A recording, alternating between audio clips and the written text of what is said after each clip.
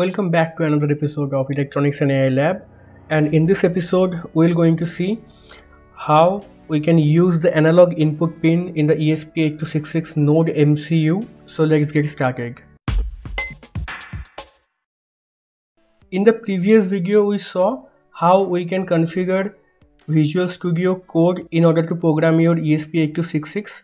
So the link is in the description below and in the cards as well. Please do check it. So before start coding, let's see what are the features of the analog input pin in ESP8266 node MCU. So the analog input pin, that is the A0 pin, is having 10-bit resolution, so it can capture values from 0 to 1024, and it can get input voltage from 0 to 3.3 volt.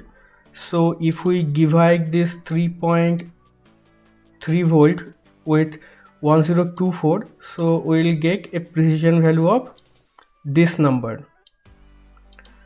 That means the analog input pin is sensitive and can get accuracy up to this much of steps. So the circuit of this episode will be very simple.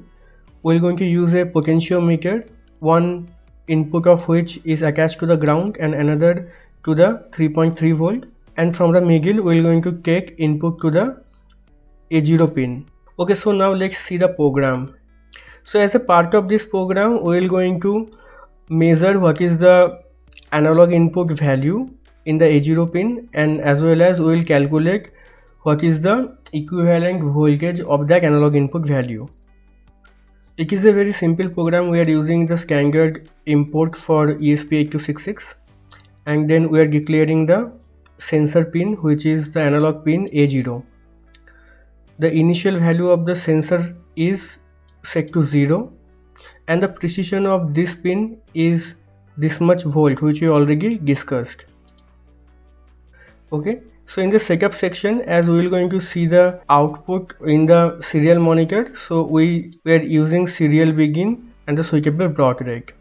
So in the loop section, first we are measuring the sensor value using analog read, and we are reading from the sensor pin, that is A0, and after that we are directly printing this sensor value, and after that we are converting this sensor value to the voltage value by multiplying with the precision, and then we are giving 1 second delay, and this loop is keep repeating. So if I show you the output now, you can see from the serial monitor. If I click here, then serial monitor will open,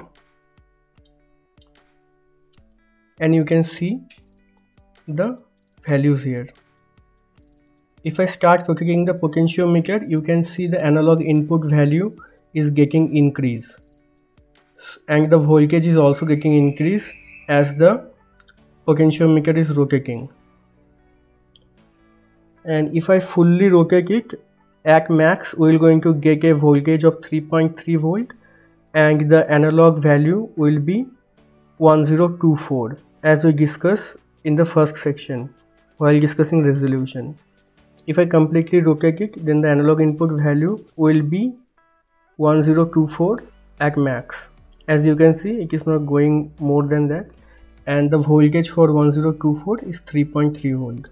So thanks for watching. This is it for this video. Do not forget to hit the like button and subscribe to this channel. This will definitely going to motivate me to build such awesome content for awesome people like you. Thanks for watching. Bye bye for today.